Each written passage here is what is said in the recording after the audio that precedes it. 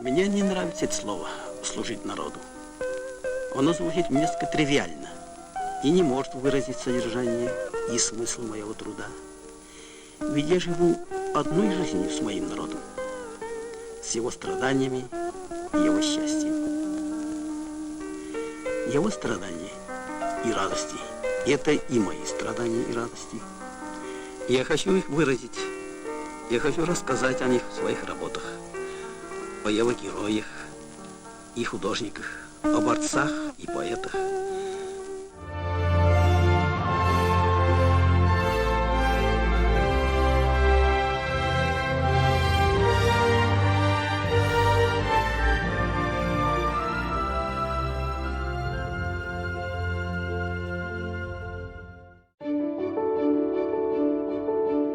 Трудно представить, но жизнь основоположника профессионального татарского изобразительного искусства Баки Урманче вместила почти весь XX век с его трагическими изломами и историческими катаклизмами.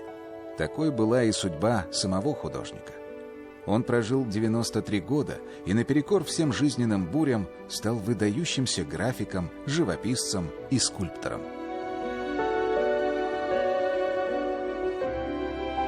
Расцвет татарской общественной мысли, ломка религиозных канонов, революция, изменение государственного строя, гражданская война, репрессии, аресты, Великая Отечественная, переселение миллионов людей, становление нового искусства, интернациональное в ущерб национальному.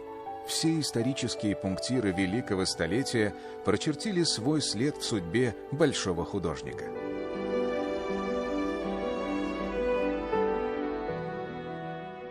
Бывало, при встрече, когда я по делу бежал, меня задержав и заставив стоять пред собою, он руку мою, как клещами, рукой своей жал.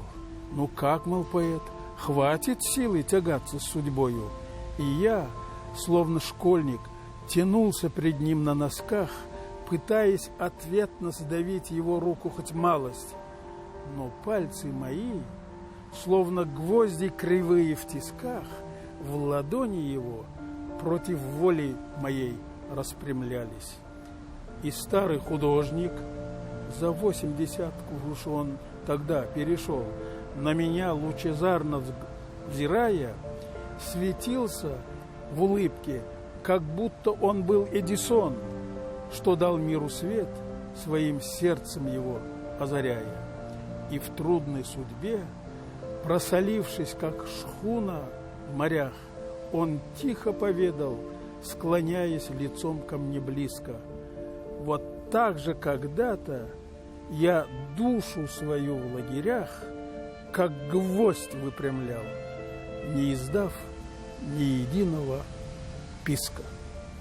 Вот в этих строчках, в этой мысли Баки Идрисовича Урманче, что он даже не пискнул, когда ему было тяжело, когда судьба его гнула,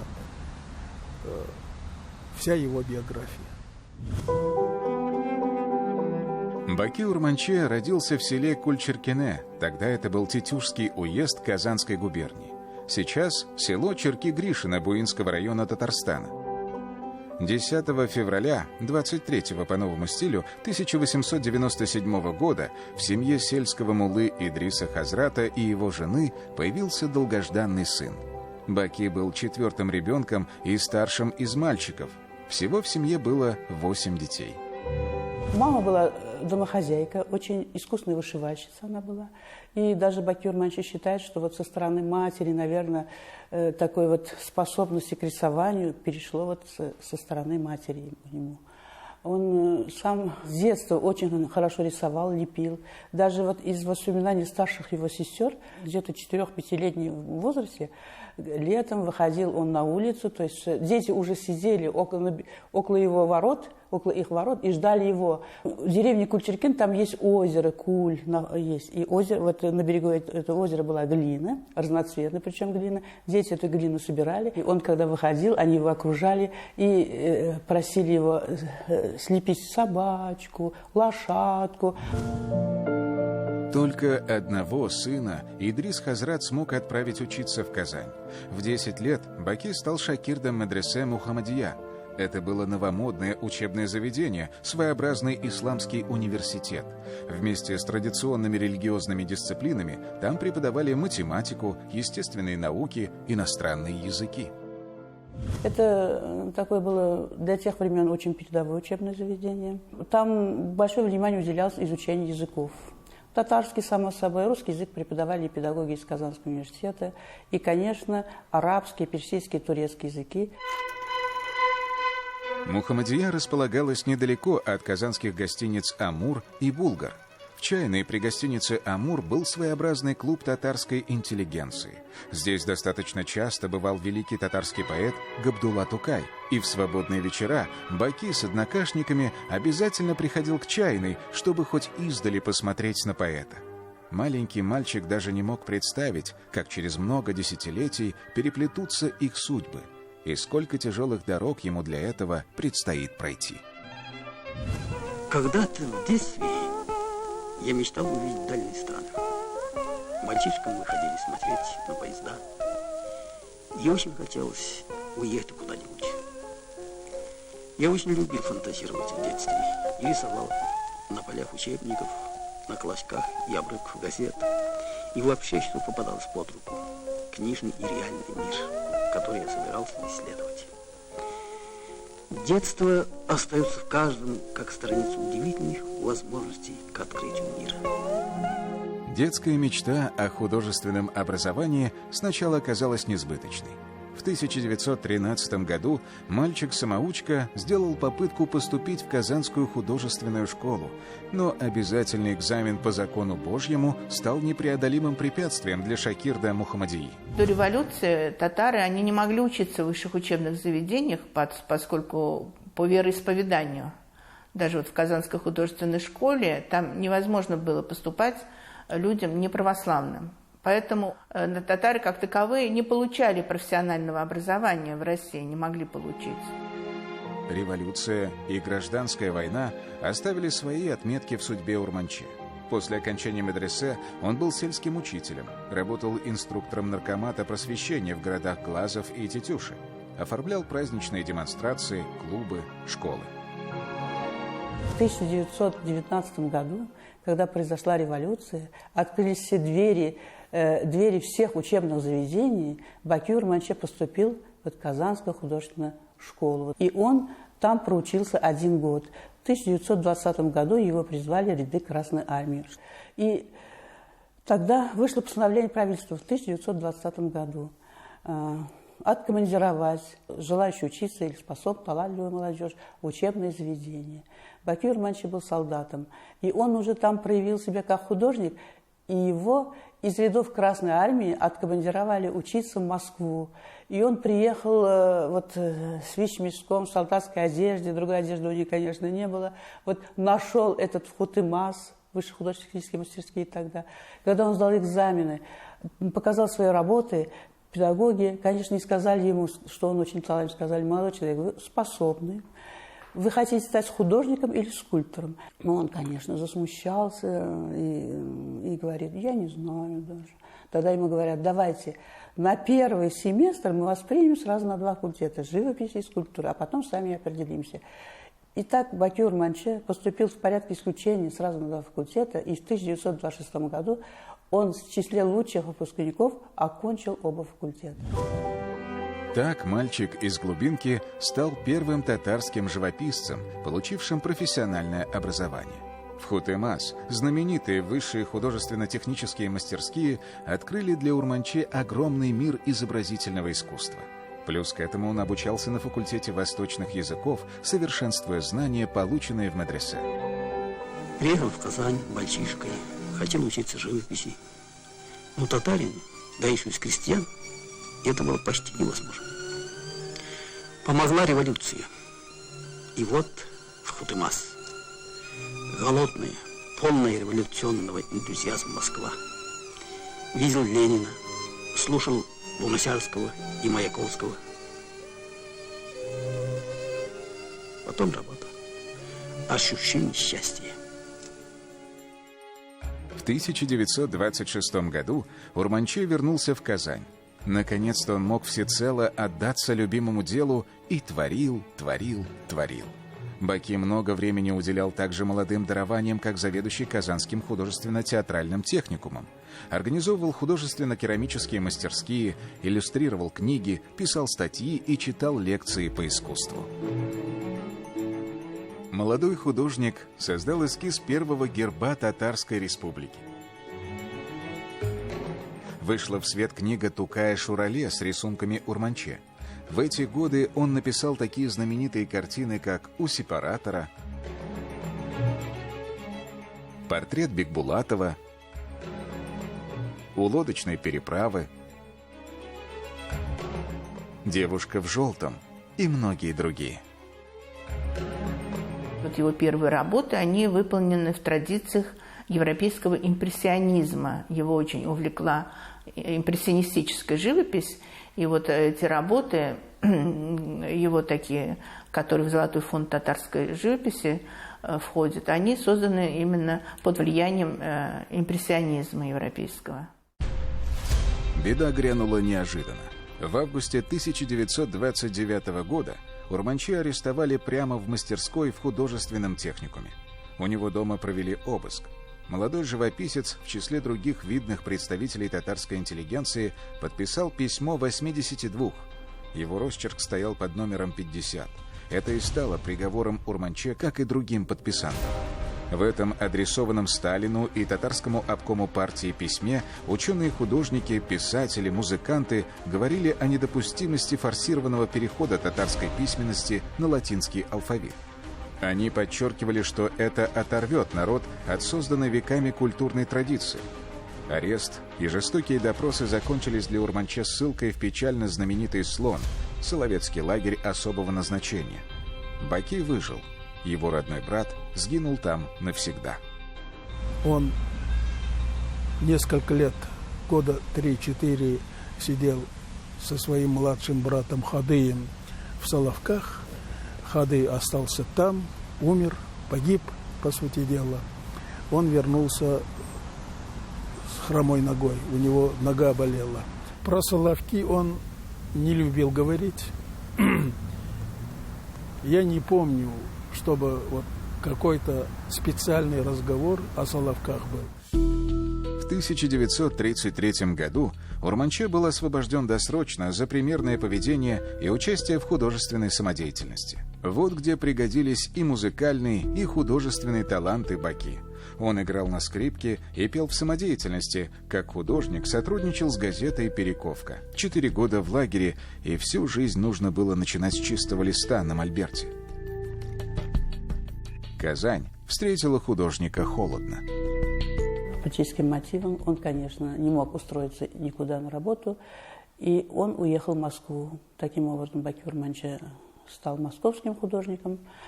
1900, так как он был репрессирован, конечно, ему пришлось уехать в Среднюю Азию, в Казахстан в начале 1941 года. И 18,5 лет, более 18 лет он прожил в Средней Азии, в Казахстане, стал заслуженным художником Казахстана, очень именитым и известным художником и скульптором во всей Средней Азии. В апреле 1941 года Урманче пригласили в Алма-Ату оформлять празднование столетия со дня рождения великого казахского поэта Абая Кунанбаева. Но из-за начавшейся войны творческая командировка превратилась в многолетнюю эвакуацию. В Казахстане Урманче создал большую портретную галерею местных деятелей культуры, масштабные исторические полотна и пейзажи, скульптуры, иллюстрации для романов и сказок. Он работал в Самарканде и Гурьеве, писал портреты каспийских рыбаков. В 1958 году в Алма-Ате прошла персональная выставка работ Баки Урманче. Первая за 60 лет жизни. Но душа художника рвалась в Казань, в родную Татарию. И вот он, счастливый случай. В 1958 году Урманче пригласили оформить декаду татарского искусства и литературы в Москве. Событие было очень масштабным и прошло с огромным успехом. Дорога на родину была открыта. Он вернулся с огромной тоской и с огромным желанием служить своей родине. Он, я, говорит, сколько лет трудился за кого-то, а вот для своей родины я не мог трудиться. И он, поэтому его самые значительные произведения сотворены именно у нас, именно в Казани. Его мастерская раньше была около Ленинского дворца. Там избушки были, огороженные забором, и вот ему дали маленькую какую-то избушку, и там он соорудил свою мастерскую. И почти что ежедневно работал там. Ему привозили мрамор, гранит, глыбы привозили. Вот уже 8 лет в Казани.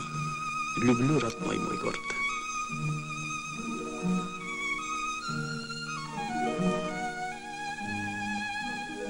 Дождь.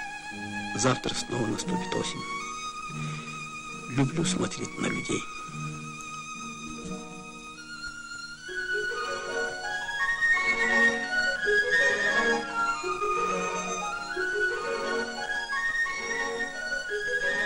Очень хорошо жить.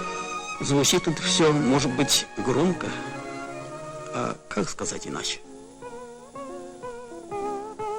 И однажды я сел в поезд и поехал.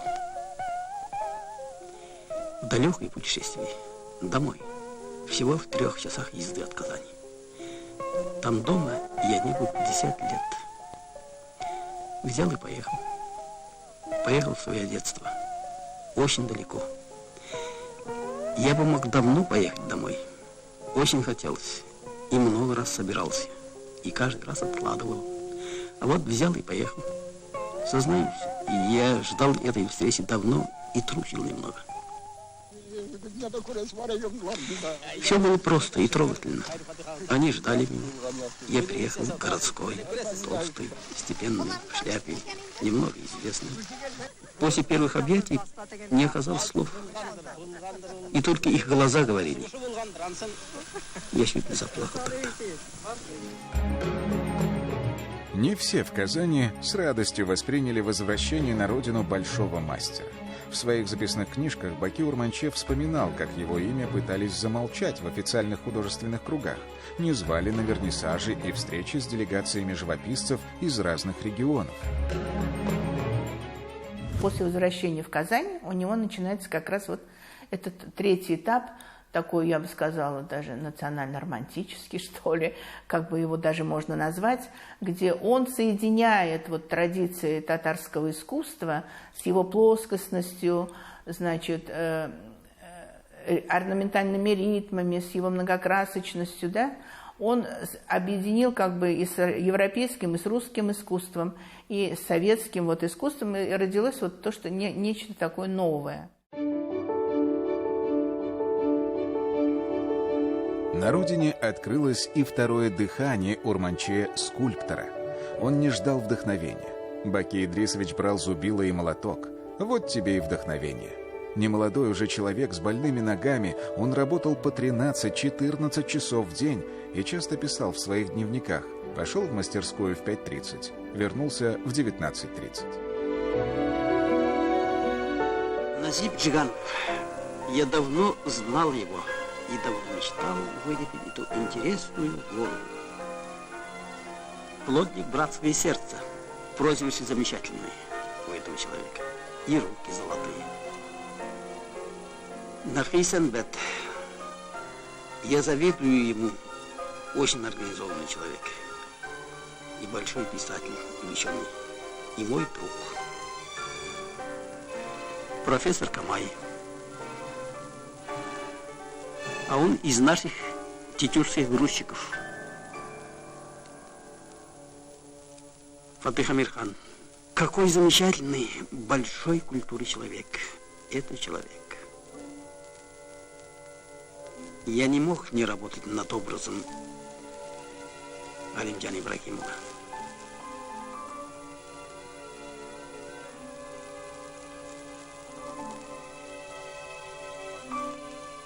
Шехзада добавишь, какой большой мастер поэзии и как рано погиб.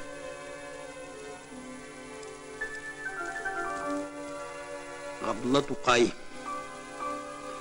Он тоже очень рано умер. Ему было всего 27. Я очень люблю его, нашего Тукая. Тукай, которого он увидел в детстве, так и сопровождал Урманче всю жизнь. И спустя много лет большой художник сполна отдал дань уважения великому поэту, создав его мемориальный музейный комплекс в селе Кырлай. У Тукая никогда не было своего дома. То есть он все годы прожил либо у каких-то там чужих людей, либо у какой-то дальней родни, а потом уже во взрослые годы переехал в Казань. Даже здесь, в Казани, у него не было своего жилья. Отец в 70-е годы, когда построил дом-музей Тукая, то есть он строил его от начала до конца. То есть он не был участником, он был практически, наверное, всем. И отец ездил сам вместе с местным лесничим в лес и выбирал сам деревья. Этот лесничий до сих пор был жив, вот пару лет назад. И вот они говорят, вот Баки Ага построил дом для Тукая. Любовь к людям возвращалась к нему теплом человеческих отношений. В Казани Баки Идрисович сначала жил один. Первая супруга не захотела переезжать в Татарию. Здесь Урманче встретил свою вторую жену, свою музу, друга, соратника, любимую модель Флюру Ахметову. Тоскующую душу мне один лишь озаряет лучик, твоя любовь, мой друг. Свет нежности твоей горит в светильнике моей души. Это перевод его стихотворения, посвященного жене. Я за всю свою жизнь не видел таких отношений добросердечных и душевных у двух людей. Душа в душу люди жили. Они утром пели. То есть на кухне я порой утром просыпался от татарской песни. Вот. То есть отец запевал, мама там подхватывала. Ну, где сейчас это такое вот услышишь, увидишь? Для меня это вот до сих пор одно из самых таких векторов семейной жизни, что вот если люди с утра поют, значит, это у них все хорошо, и, в принципе, так и должно быть, наверное. Урманче, обладающий недюжим талантом во многих областях искусства и необыкновенной эрудицией, как магнит притягивал к себе творческих людей. Дом художника всегда был открыт для гостей. Обязательно накрывался вот стол, обязательно был чай, стол был покрыт красной татарской скатертью льняной обязательно, ну, сухофрукты. Отец со всеми умудрялся найти время и поговорить, и пообщаться, и попить чаю, и что-то, и пошутить, и спеть песню, и все что угодно. В последние годы жизни Баки Урманче особенно любил жить в своем доме на берегу Волги. Эти летние месяцы, одухотворенные пейзажи, скамейка на берегу, где они сидели с женой, наверное, намного продлили ему жизнь. Мастер ушел навсегда в 93 года и работал до последнего дня, пока мог держать в руках кисть, зубило и молоток. И, по словам супруги, не уставал повторять: «Сколько солнца, столько света! Где взять силы все это написать?»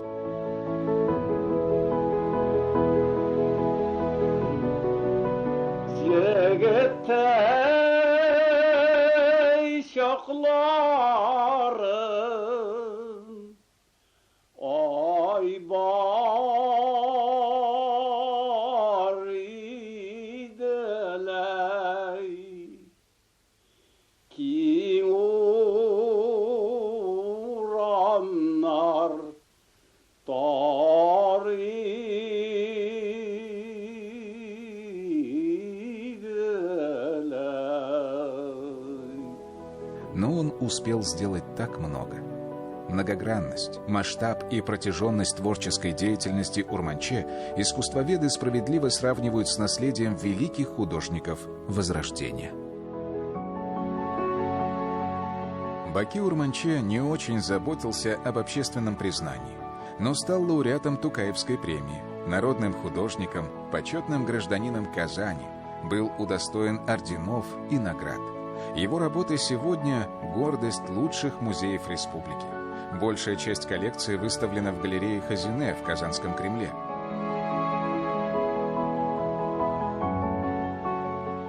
Открытый дом-музей Баки Урманче в родной деревне Черки-Гришина Буинского района и музей художника в Казани. Имя мастера носит одна из улиц города, а в день столетия юбилея Урманче в столице Татарстана был открыт величественный памятник. Но яркий и мощный талант не имеет прошедшего времени. А что говорит старик? Как не бодрись. И не был я в далеких странах. И не жалею. Нет, не жалею. Моя работа, пожалуй, самые замечательные путешествия в искусство. Надеюсь, оно еще не скоро кончится.